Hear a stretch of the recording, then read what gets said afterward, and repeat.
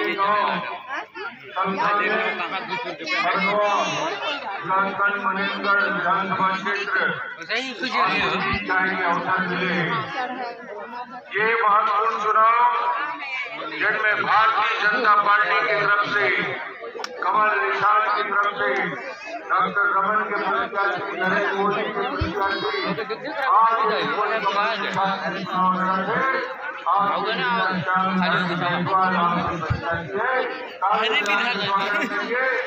हमारे जिला अध्यक्ष